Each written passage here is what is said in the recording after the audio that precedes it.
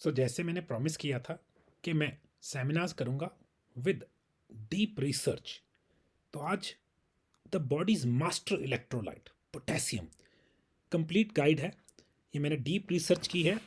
तो what is potassium, 4700 mg क्यों लेना है, 12 की बॉडी फंक्शंस जो इसमें हेल्प करता है, इंसुलिन रेजिस्टेंस को कैसे बैलेंस करता है, ब्लड प्रेशर को कैसे ठीक करता है, हार्ट और किडनी को कैसे बचाता है, डेफिशिएंसी साइंस क्या हैं, बेस्ट फूड सोर्सेज क्या हैं, और पोटेशियम सिट्रेट क्या है जो मैं हमेशा बोलता हूँ, और सप्लीमेंट प्रोटोकॉल है।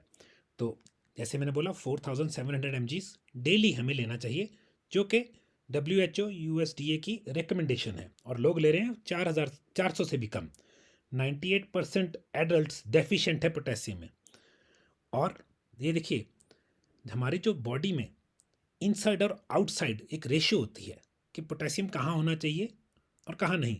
जो 30x चाहिए होता है इनसाइड द सेल, लोग टेस्ट करवाते हैं ब्लड का, ब्लड में नहीं सेल में होना चाहिए, वो भी 30 टाइम्स मोर। और पोटेशियम लेते ही 24% रिस्क, स्ट्रोक का रिस्क है ना, कम हो जाता है। When your potassium is high, the risk of getting a stroke is 24% less. तो मेरा फेवरेट इलेक्ट्रोलाइट है, विल जंप और डीप डाइव इनटू इट। तो what is potassium, the body's most abundant positively charged ion inside cell. क्या मतलब है, नीचे देखिए डायग्राम है एक राइट साइड पे, कि हमारा सेल है, इसके अंदर के प्लस पॉजिटिव साइन, किसका साइन है ये, जो पॉजिटिव आयन मैंने बोला, पोटेशियम इज के प्लस, सोडियम इज, देखिए अलग चीज़ है, सोडियम बाहर है।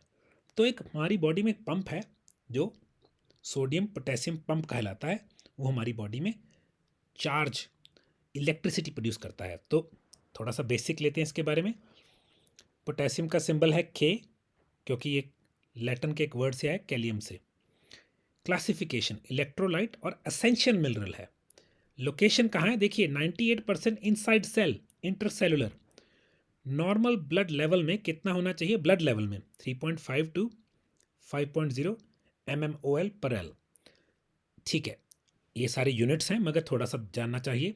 इनसाइड सेल कितना होना चाहिए, 140 से 150। ब्लड में कितना चाहिए, 3.55। देखिए रेशियो, देखिए 10 गुना से भी ज़्यादा है। और अगर देखेंगे 30x मोर देन आउटसाइड, 30 गुना ज़्यादा है बॉडी, अगर ब्लड में देखा जाए उससे 30 गुना ज़्यादा है। टोटल इन बॉडी कितना चाहिए, देखिए एक एडल्ट जो 70 किलो का है, 3500 mg। अब एनर्जी यूज्ड देखिए क्या है, इसको देखिए 20 से 40% of resting energy just is maintained, किसको करने में, कैल्स, इसके बैलेंस को मेंटेन करने में लगती है। हमारी बॉडी की 20 to 40% energy, resting energy, is just to maintain potassium का बैलेंस। अब ये जो मैंने पंप समझाया, इसका पंप का मतलब समझेंगे, जिन लोगों की बॉडी में एनर्जी नहीं है, हमेशा थके रहते हैं, उनके लिए बहुत ज़रूरी है। इसको बोलते हैं सोडियम पोटेशियम पंप, सोडियम के पोटेशियम पंप स्पेसिफाइड। तो कहते हैं think of potassium and sodium as a push pull system, एक ऐसा सिस्टम है जो पुश और पुल कर रहा है। Sodium stays outside the cell, potassium stays inside. So sodium cell के बाहर रहता है, पोटेशियम सेल के अंदर रहता है। पंप पुल कर रहा है, पुश और पुल, खींचातानी। A tiny pump, the sodium potassium pump burns energy 24/7 to maintain this balance. एक छोटा सा पंप है जो हर सेल में है, वो क्या करता है, इस पंप को 24 घंटे चलना पड़ता है, क्या करने के लिए, कि पोटेशियम अंदर है सेल के, सोडियम बाहर है। जब ये बैलेंस रहता है, सारे सेल वर्क करते हैं, नर्व सिस्टम फायर करती हैं, नर्व्स बिल्कुल मसल्स ओके रहती है, कॉन्ट्रैक्ट करती है, हार्ट बीट ठीक रहती है। मगर जब पोटेशियम लो होता है, सारा सिस्टम मिस फायर कर जाता है। मिस फायर का मतलब होता है जो जैसे सिस्टम चलना चाहिए वैसे नहीं चल रहा, सो इट वर्क्स रॉन्गली। ठीक है जी। तो अब जो मैं बात करता हूँ 4700 mg क्यों, उसके साइंस क्या है पीछे इस नंबर के बारे में। तो जो बोला जाता है 4700 mg मिलीग्राम्स, जो कि बन गया 4.7 ग्राम पर डे चाहिए। यो USDA and institute of medical adequate intake, उनकी रिकमेंडेशन है ये। तो इसके ऊपर ट्रायल एविडेंस है। High potassium diet cut blood pressure by 11 mmgh, तो नंबर है, तो इतने टाइम्स ब्लड प्रेशर के केस पेशेंट्स को हेल्प करता है। इक्वल टू मेडिसिन, तो मेडिसिन के बराबर 11 टाइम ज़्यादा हेल्पफुल है। जो लोग दवा खा रहे हैं ब्लड प्रेशर की, अगर वो पोटेशियम लेते हैं इस अमाउंट का, 11 टाइम्स हेल्प करता है। दिस सिंगल स्टडी ड्रोव के 4700 mg रिकमेंडेशन। इस स्टडी के बाद इन्होंने देखा कि ये सच में ट्रायल की उन्होंने, किडनी स्टोन्स प्रिवेंशन, अगर आप 4700 mg से ज़्यादा लेते हैं, आपको urinary calcium extraction drop significantly, जो होती है ना उसमें कैल्सिफिकेशन आपके यूरिन उसमें हो जाती है किडनी में, kidney stone risk falls sharply, that means बहुत तेज़ी से किडनी स्टोन के चांसेस कम हो जाते हैं। एवोल्यूशनरी कॉन्टेक्ट भी है, हमारे एंसेस्टर्स 7 से 10,000 mg पर डे पोटेशियम लेते थे। कैसे? उनके खाने में पत्ते थे, रूट्स थे, ऐसी चीज़ें थी जिसमें 10,000 mg, हम तो 4,700 बोल रहे हैं, ठीक है जी। और हमारे जीन्स डिसाइंड हैं इस इनटेक के लिए, तो ऐसा नहीं है कि नई बात है, हमारी बॉडी के जीन्स डिसाइड ऐसे हैं।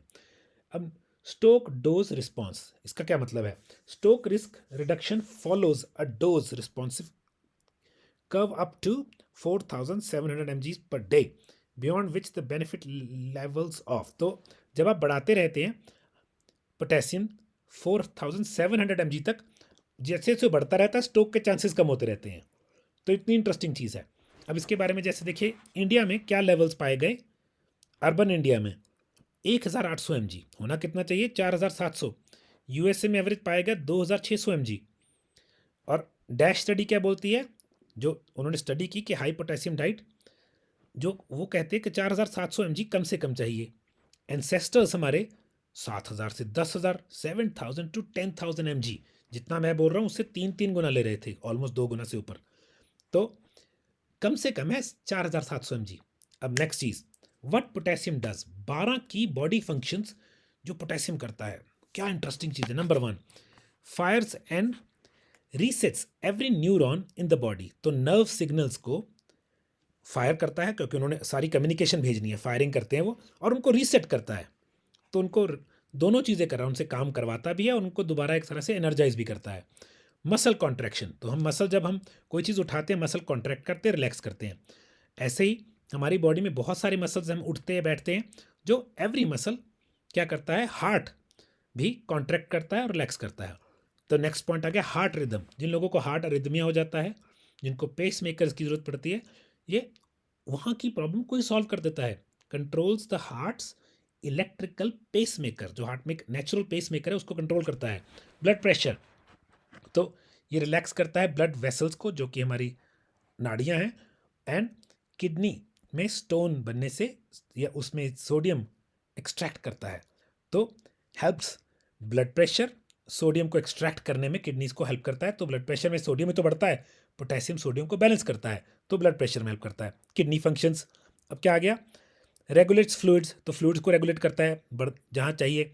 Acid base balance and filtration, तो इसमें क्या हो गया कि जो किडनीज ने एसिड, कितना एसिड होना चाहिए बॉडी में, कितना न्यूट्रल होना चाहिए, उसको बैलेंस करने में हेल्प करता है, और फिल्ट्रेशन में हेल्प करता है। तो किडनी प्रॉब्लम्स में अमृत है। मैं जानता हूँ कई लोगों को बताते हैं डॉक्टर किडनी में पोटेशियम नहीं लेना था, वो किडनी डिजीज़ है 3rd स्टेज के बाद। किडनी में एक्चुअल में पोटेशियम बहुत हेल्प करता है। वो कैसे? नेक्स्ट लिशन, इंसुलिन सेक्रेशन, तो पोटेशियम चैनल्स ट्रिगर्स बेटा सेल्स टू रिलीज इंसुलिन, तो इंसुलिन की सिक्रीशन में हेल्प करता है। तो आपकी जब ब्लड शुगर बढ़ती है, इंसुलिन बनती है, नीचे करती है। ये हमारे बेटा सेल्स कौन से होते हैं? ये वो सेल है पैनक्रिया में, इसको आई ऑफ द लैंगरहैम सेल बोलते हैं, जो इंसुलिन बनाते हैं, तो इसमें हेल्प करता है। ये पीएच बैलेंस करता है। पीएच बैलेंस का मतलब आपकी ब्लड की पीएच थोड़ी सी न्यूट्रल या फिर बेसिक होनी चाहिए कैंसर से बचने के लिए, या और चीज़ों में। ब्लड की पीएच, नॉट थूक की पीएच, है ना, डिफरेंट जगह की अलग अलग पीएच होती है। तो ये न्यूट्रलाइजेस क्या करता है, डाइटरी एसिड को कम करता है, ताकि ब्लड की पीएच बेस की तरफ रहे, नॉट एसिडिक की तरफ रहे, एल्कलाइन रहे ब्लड बेसिकली। प्रोटीन सिंथेसिस, मतलब जब हमें बस मसल बिल्ड करना होता है, एंजाइम्स और इम्यूनिटी को अच्छा रखना होता है, इम्यून सेल्स को, तो उसमें हेल्प करता है। सो ये चाहिए किस किस चीज़ के लिए पोटेशियम चाहिए? मसल बिल्ड करने के लिए, एंजाइम्स और इम्यून सेल्स को बनाने के लिए और उनको अच्छा रखने के लिए। अगली चीज़ ग्लूकोज स्टोरेज, जी हाँ, 3 gram potassium stored in every gram of glucagon in muscle. देखिए क्या है, तो ग्लाइकोजन जो हमारी स्टोर्ड शुगर है बॉडी में, उसको उसमें 3 ग्राम कम से कम स्टोर्ड पोटेशियम होता है, तो ग्लूकोज या ग्लाइकोजन सॉरी को स्टोर करने में मदद करता है। बोन स्ट्रेंथ में हेल्प करता है, रिड्यूसेस कैल्शियम लॉस, जो कैल्शियम से लॉस होना उसको रिड्यूस करता है, प्रोटेक्ट्स अगेंस्ट ऑस्टियोप्रोसिस, तो जो फीमेल्स को प्रॉब्लम हो जाती है कैल्शियम की लॉस होने होता है, इसमें हेल्प करता है। ये बॉडी में से कैल्शियम लूज नहीं होने देता। नेक्स्ट 11वां नंबर, स्ट्रोक प्रिवेंशन, जो ब्रेन स्ट्रोक हो जाता है लोगों को, इन्होंने देखा अगर आपकी बॉडी में, ये टेस्ट किया गया कि अगर आपकी बॉडी में एडिक्वेट मतलब सही मात्रा में पोटेशियम है, आपके ब्रेन स्ट्रोक के चांसेस 24% कम हो जाएंगे। कि अगर आपको चांसेस थे तो कितने परसेंट रह गए, वो देखो 100 से सीधा ही 24%, 76% रह गए। लास्ट, एड्रीनल हार्मोन्स, मेरे फेवरेट। आपके एड्रीनल्स को रेगुलेट करने के लिए, स्ट्रेस हार्मोन्स को बनाने के लिए पोटेशियम चाहिए होता है। जैसे सोडियम चाहिए वैसे ही पोटेशियम चाहिए, तो एड्रीनल हार्मोन्स को रेगुलेट करता है एंड स्ट्रेस हार्मोन सिस्टम को बचाता है, ये उसमें हेल्प करता है। तो अब नेक्स्ट मेरा favourite subject, potassium and insulin resistance. अगर हर एक इंसान की इस धरती पे इंसुलिन रेजिस्टेंस ठीक हो जाए तो मेरे हिसाब से दवाइयों का बिजनेस खत्म हो जाएगा, कोई भी प्रॉब्लम नहीं रहेगी। तो अब देखिए, के A T P channel failure, ये क्या है? ए टी पी क्या होता है? ये energy currency of the body होती है ए टी पी। तो पैनक्रियाटिक बेटा सेल्स हैव के ए टी पी चैनल्स, तो पैनक्रिया के जो बेटा सेल्स हैं उनके अंदर चैनल है, उनके एक रास्ता है, उसको बोलते हैं के A T P sorry. When blood sugar rises this channel closes, जब ब्लड शुगर बढ़ती है ये चैनल बंद हो जाते हैं, रास्ते बंद हो जाए, और क्या करते हैं? ट्रिगरिंग इंसुलिन रिलीज, तो इंसुलिन रिलीज करते हैं। पोटेशियम अगर लो है उस वक्त ये इस चीज़ को, इस मैकेनिज्म को जो रास्ता बंद करके रिलीज करनी थी इंसुलिन, उसको नहीं होने देते क्योंकि आपकी बॉडी में पोटेशियम कम है। अब इंसुलिन सिक्रीशन नहीं बन पाया, धीरे हो गया, उसको रुक गया, उससे क्या होगा? आपकी ब्लड शुगर बिना बात से बढ़ी रहेगी। तो आपको देसी भाषा में समझाता हूँ, अगर आपकी बॉडी में पोटेशियम है, जब आपकी ब्लड शुगर बढ़ेगी वो उसको, पैनक्रिया को इंसुलिन रिलीज करने में हेल्प करेगा, दैट मीन्स ब्लड शुगर नीचे आएगी। मगर आपका अगर पोटेशियम लो है, ब्लड शुगर तो बढ़ी मगर पैनक्रिया के बेटा सेल्स को इंसुलिन रिलीज करने नहीं दी, तो क्या होगा? ब्लड शुगर ऊपर रह जाएगी, अब डायबिटिक हो गए।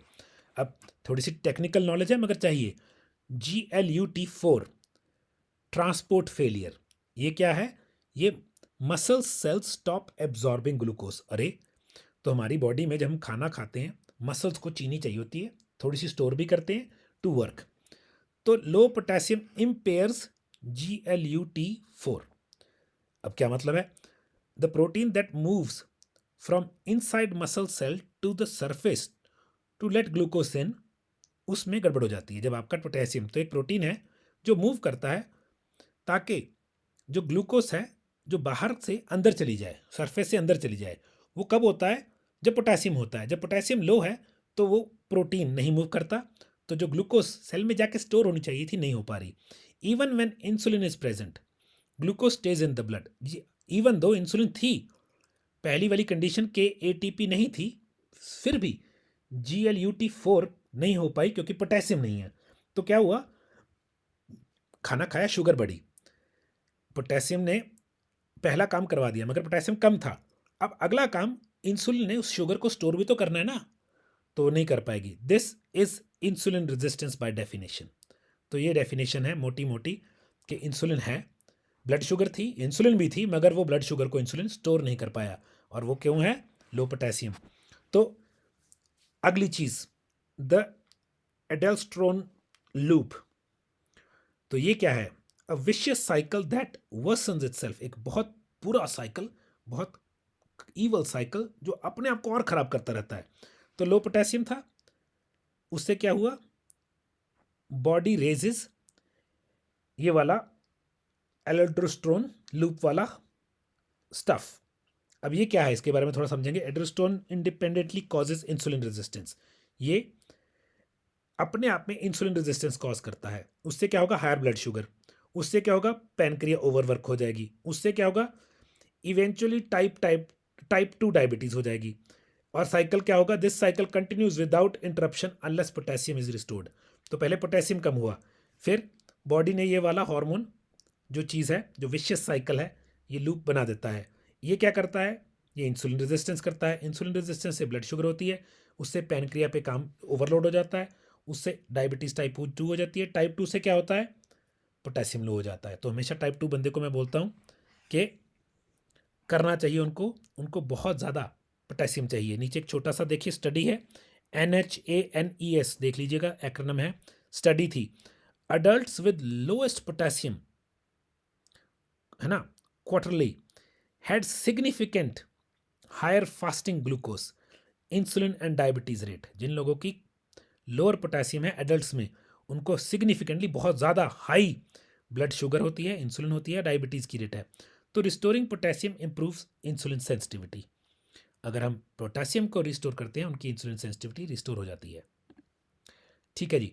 अब next thing, potassium and fatty liver, मेरा favourite non alcoholic fatty liver disease है ना, NAFLD बोलते हैं इसको, और MAFLD, दोनों के बारे में बात करेंगे। तो 25 to 30% of adults world wide have fatty liver, potassium deficiency is the key driver. ये वर्ल्ड वाइड है, मैंने पंजाब पे रिसर्च नहीं की, मैंने इंडिया पे रिसर्च नहीं की, मगर इंडिया में मैं जानता हूँ 80% से भी ज़्यादा लोगों को फैटी लिवर है। तो वर्ल्ड वाइड है, और उसमें क्या है, मेन चाबी क्या है उसकी, पोटेशियम। तो क्या करता है, अगर आपका पोटेशियम लो है, आपका माइटोकॉन्ड्रियल फंक्शन स्लो हो जाता है, कम हो जाता है। उससे क्या होता है, लिवर कैनॉट बर्न फैट। आप मोटे हो रहे हैं, लिवर बर्न नहीं कर पाता फैट, उस पर फैट क्या होता है, fat accumulates inside the liver cells instead of being used as fuel.